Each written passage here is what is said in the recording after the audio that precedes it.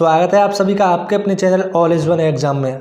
आपको बता दें कि यहाँ पे आपका बीएड सेकंड ईयर का ज्ञान एवं पाठ्यक्रम यानी प्रथम प्रश्न पत्र आपका कराया जा रहा है। आपकी जो है तैयारी एग्जाम की कैसी हो चुकी है आप अपने आप को देख सकते हैं। तो आइए चलते हैं क्वेश्चन पे। आपका आज का पहला क्वेश्चन है, विकास के परिणाम स्वरूप व्यक्ति में नवीन विशेषताएं और नवीन योग्यताएं प्रकट होती हैं। ये कथन किसका है?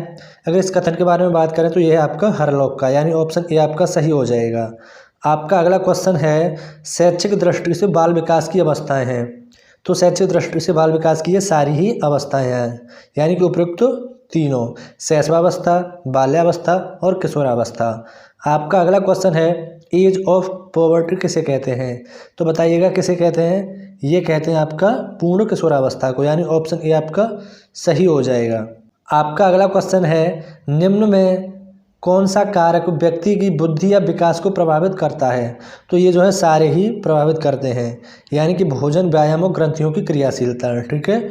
आपका अगला क्वेश्चन है, किस आयु वर्ग की लड़कियां तेजी से बढ़ती हैं? तो इसमें जो आपका सही आंसर हो जाएगा ये हो जाएगा आपका 12 से 14 वर्ष की, यानी ऑप्शन ए आपका सही होगा। आपका अगला क्वेश्चन है, विशिष्ट बालकों के प्रमुख प्रकार हैं।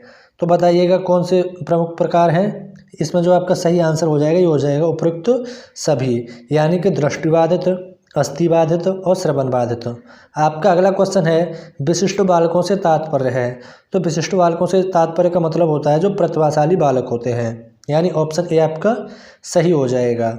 आपका अगला क्वेश्चन है, मानसिक रूप से पिछड़े बालकों की बुद्धि लब्धि होती है। आप बताइएगा कितनी होती है? आप जो है कमेंट बॉक्स में रिप्लाई नहीं करते हो अगर आपसे कोई पूछा जाता है, लेकिन इसका आंसर आपको देना है, क्या हो जाएगा।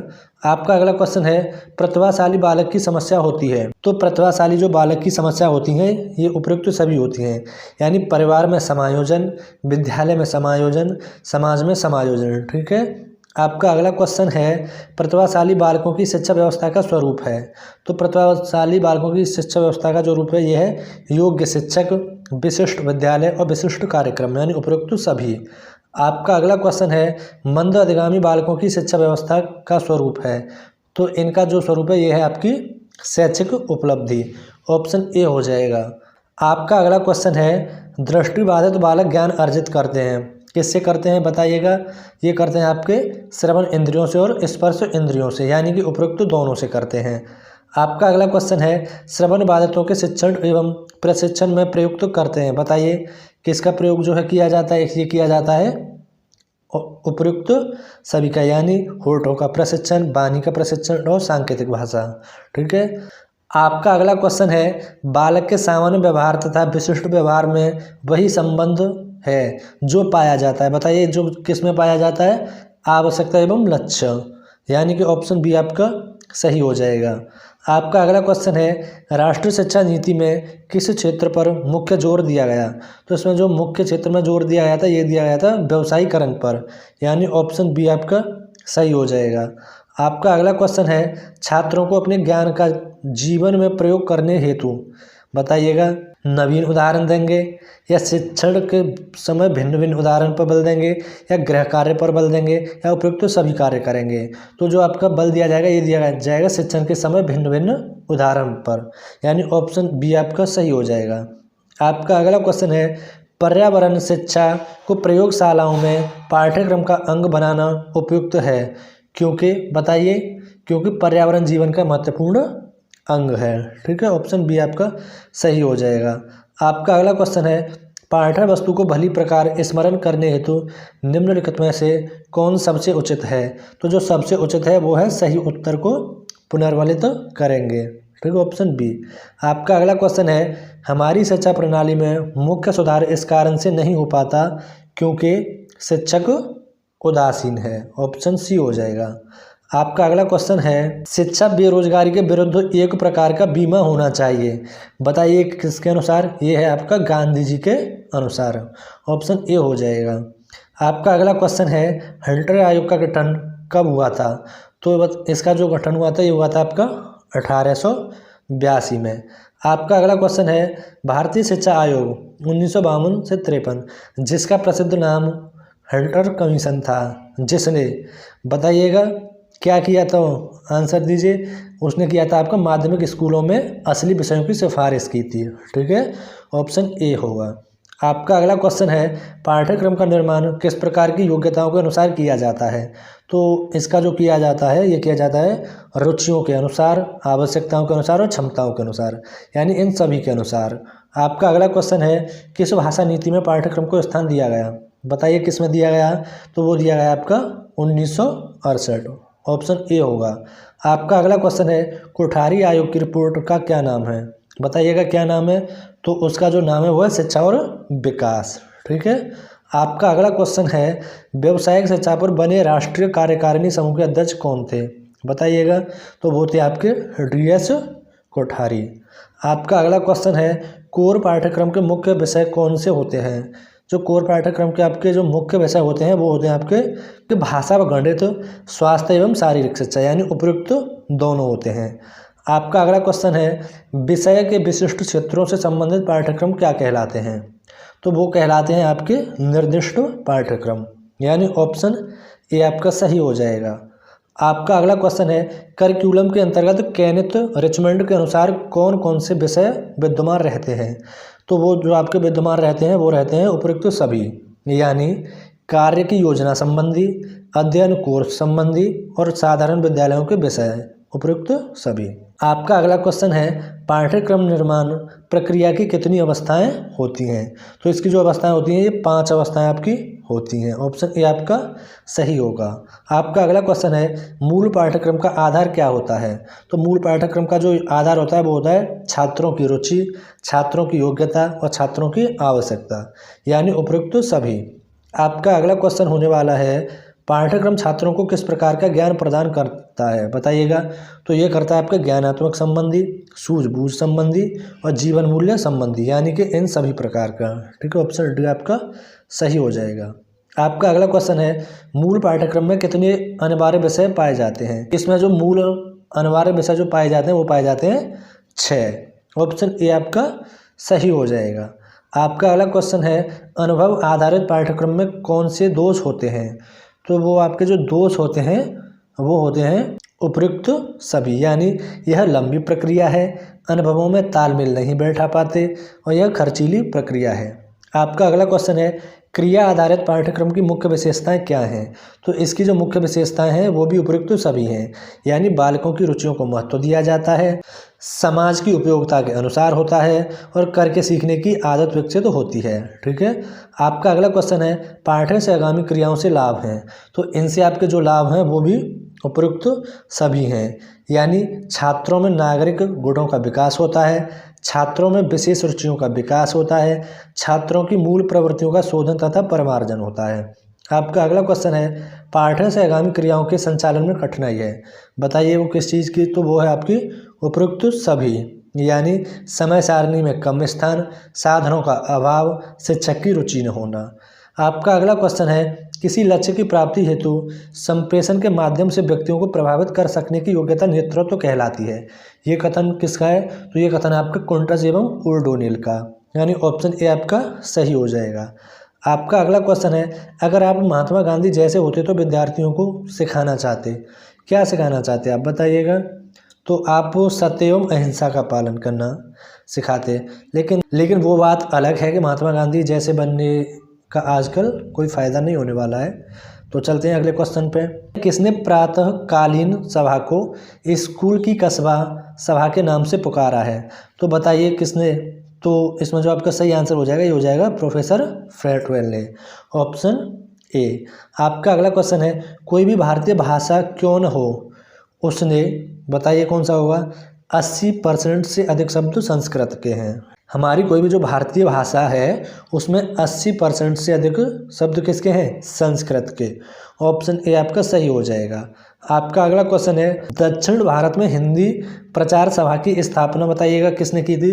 तो वो की थी आपकी महात्मा गांधी जी ने, ऑप्शन ए आपका सही हो जाएगा।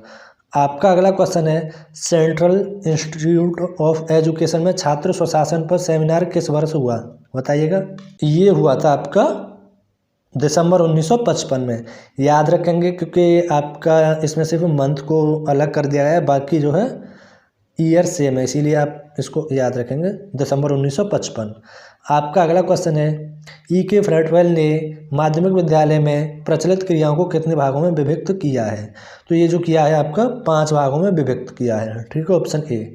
आपका अगला क्वेश्चन है, विद्यालय प्रशासन के प्रमुख कार्य कौन से हैं? तो विद्यालय प्रशासन के आपके जो मुख्य कार्य हैं वो उपरोक्त तो सभी हैं, यानी विद्यालय व्यवस्था का नियोजन करना, विद्यालय व्यवस्था का संगठन करना और विद्यालय व्यवस्था समन्वय व संचालन, ठीक है। आपका अगला क्वेश्चन है, सामाजिक विज्ञान शिक्षण भारत में प्रारंभ हुआ, कब हुआ था प्रारंभ? तो ये हुआ था आपका सन 1955 में, ठीक है। आपका अगला क्वेश्चन है, मुदालियर आयोग की नियुक्ति की गई, तो मुदालियर आयोग की जो नियुक्ति की गई थी ये की गई थी 1952 से 53, ऑप्शन बी। आपका अगला क्वेश्चन है, भारतीय शिक्षा आयोग ने सामाजिक अध्ययन को कब स्वीकारा?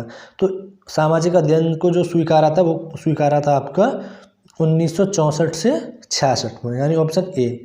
आपका अगला क्वेश्चन है, करके सीखना सिद्धांत किस विधि पर आधारित है? करके सीखना जो आपका जो सिद्धांत है ये प्रयोगशाला विधि पर आधारित है, यानी ऑप्शन ए। आपका अगला क्वेश्चन है, प्रयोजन विधि का जनक किसे माना जाता है? तो प्रयोजन विधि का जो जनक माना जाता है वो जॉन ड्यूई को माना जाता है, ऑप्शन डी आपका सही हो जाएगा। आपका अगला क्वेश्चन है, संपूर्ण सिलेबस भी मृततुल्य है जब तक उसके लिए उचित शिक्षण पद्धति और कुशल शिक्षकों की व्यवस्था न हो। तो किस आयोग ने बोला है? ये आपका राष्ट्रीय शिक्षा परिषद ने, यानी ऑप्शन ए। आपका अगला क्वेश्चन है, सहसंबंध का अर्थ है। तो सहसंबंध का जो अर्थ है वो है आपका समवाय और समन्वय और आपसी संबंध, यानी उपरोक्त सभी।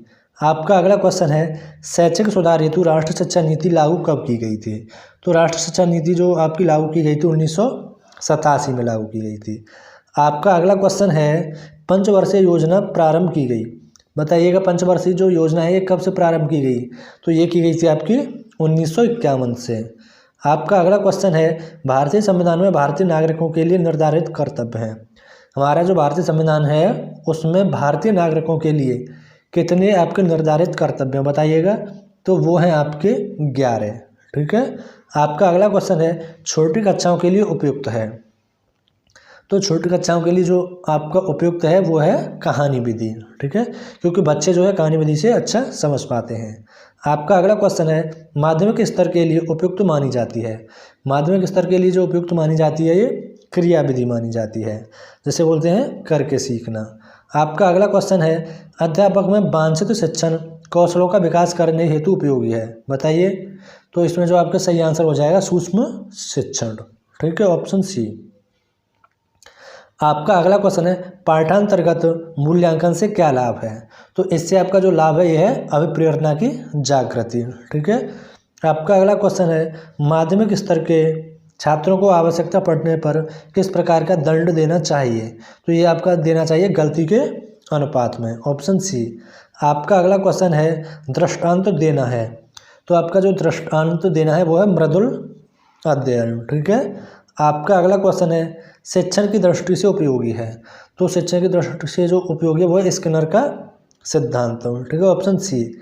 आपका अगला क्वेश्चन है, शिक्षा आयोग ने समाज अध्ययन विषय को एक स्वतंत्र विषय के रूप में स्वीकार करने की अनुशंसा कब की? तो ये की थी आपकी 1916 ईस्वी में, ऑप्शन बी। आपका अगला क्वेश्चन है, बुनियादी शिक्षा में समवाय का अर्थ है। तो इसका जो अर्थ है वो है कर्म और ज्ञान का अभिन्न संबंध, ऑप्शन बी। आपका अगला क्वेश्चन है, पाठ्य पुस्तक नियोजन हेतु मुख्य बिंदु हैं। तो पाठ्य पुस्तक नियोजन हेतु जो मुख्य बिंदु हैं वो हैं प्रासंगिकता, उपयुक्तता और शुद्धता, यानी उपयुक्त सभी। आपका अगला क्वेश्चन है, शिक्षण की कालक्रम विधि का दोष है। तो बताइए, ये सारे ही दोष हैं, यानी प्रासंगिकता, उपयुक्तता और शुद्धता। आपका अगला क्वेश्चन है, डाल्टन प्लान विधि का सूत्रपात किसने किया? बताइए किसने किया था?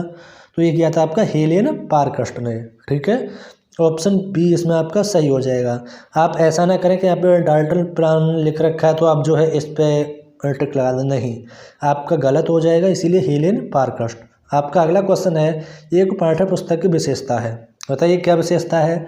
वह है आपकी उपयुक्त सभी, यानी कि पाठ्य पुस्तकों का नियोजन, विषय सामग्री का प्रस्तुतिकरण, अभ्यास कार्य का निर्माण। ठीक है। आपका अगला क्वेश्चन है सामाजिक अध्ययन शिक्षण का उद्देश्य है। बताइएगा क्या उद्देश्य है। वो है आपके उपयुक्त सभी, यानी छात्रों का मानवीय ज्ञान देना, संस्कारों का विकास करना और आपका समाज, राज्य, राष्ट्र, विश्व से परिचित कराना। आपका अगला क्वेश्चन है समाज अध्ययन की पाठ्य पुस्तकों द्वारा छात्रों को क्या जानकारी मिलती है। तो छात्रों को जो जानकारी मिलती है वो मिलती है आपकी विषय वस्तु को समझने की, मानचित्र पढ़ने तथा सामाजिक कौशल की जानकारी। ठीक है। आपका अगला क्वेश्चन है 1 से 5 तक की कक्षा के लिए उपयुक्त अध्याय है। बताइएगा क्या उपयुक्त है। यह है आपके हमारा गांव और हमारा प्रांत। ठीक है, यानी ए और बी दोनों। आपका अगला क्वेश्चन है शिक्षा जीवन का अंग है। यह कथन किसका है। तो ये कथन है आपका, बताइएगा किसका है, जॉन डेवी का, ऑप्शन ए। आपका अगला क्वेश्चन है सामाजिक अध्ययन शिक्षण का उद्देश्य है। बताइए क्या उद्देश्य है। ये है आपके उपयुक्त सभी, यानी कि विश्व नागरिकता का विकास, शांति की स्थापना और राजनीतिक विकास। आपका अगला क्वेश्चन है पाठ्य पुस्तक को रोचक, सरल, प्रभावपूर्ण, सुगम, हृदयगामी जिसके माध्यम से बनाया जाता है वह कहलाती है। तो वो आपकी कहलाती है शिक्षण सहायक सामग्री। आपका अगला क्वेश्चन है 10 वर्षीय विद्यालयी शिक्षा कार्यक्रम की अनुशंसा की है। बताइए किसने की है। वो की है आपकी कोठारी आयोग ने, ऑप्शन ए। आपका अगला क्वेश्चन है अंतर्राष्ट्रीयता की शिक्षा किस प्रकार की दी जा सकती है। तो वो जो दी जा सकती है उपयुक्त सभी प्रकार की, यानी पाठ्यक्रम के माध्यम से, विश्व की सामाजिक घटनाओं के अध्ययन के माध्यम से और सह शैक्षिक प्रवृत्तियों के माध्यम से। ठीक है। आपकी जो है 4th यूनिट कंप्लीट हो चुकी है। आपसे मिलते हैं नई क्लास के साथ, तब तक के लिए bye bye. Thank you so much.